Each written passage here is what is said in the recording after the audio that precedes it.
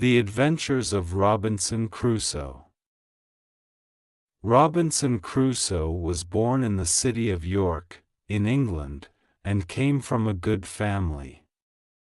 His father wanted him to become a lawyer or work at a business in the city. But Robinson had a big dream. He wanted to travel the Adventures of Robinson Crusoe. Chapter 1: Robinson's First Journey. One day, Robinson met a friend who was preparing to sail on a ship. The friend invited Robinson to come along.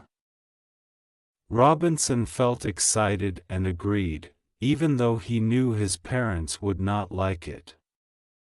He didn't tell his family and left for the ship in secret. The ship sailed into the ocean, and Robinson felt thrilled. But soon, a terrible storm hit. The waves were huge, and the wind was very strong. Robinson was very scared and thought he would die. He promised himself that if he survived, he would return home and never sail again. But the storm stopped, and they arrived safely in another country. Chapter 2: Robinson Finds the Island. Robinson took more voyages and saw many lands, but one journey changed his life forever.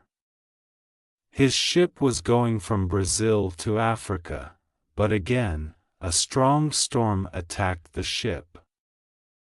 The waves were even bigger this time, and soon the ship broke apart. Robinson was lucky to find a piece of wood to hold on to, and he swam to a nearby island. He looked around and realized he was the only person there. He was all alone. At first, Robinson felt sad and scared. But he remembered that he was alive, and he had to be brave. He explored the island to find food and water. He found some fruit trees, and there were small animals he could hunt. Chapter 3: Building a New Life. Robinson knew he had to build a shelter to protect himself. He worked very hard and made a small hut from trees and leaves. Slowly, he began to collect useful things. He had a few supplies from the ship, like tools, but not much. He hunted animals and cooked them. He learned to make fire by rubbing sticks together. Each day, he worked on improving his shelter and finding more food. He learned how to fish and made traps to catch animals. Robinson also found that he was able to make clothes out of animal skins. Over time, he became very skilled at surviving. Chapter 4: Feeling Lonely. Robinson was alone on the island for many years. At times, he felt very lonely and missed his family.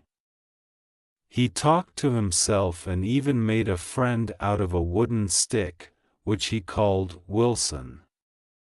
He would talk to Wilson as if it were a real person.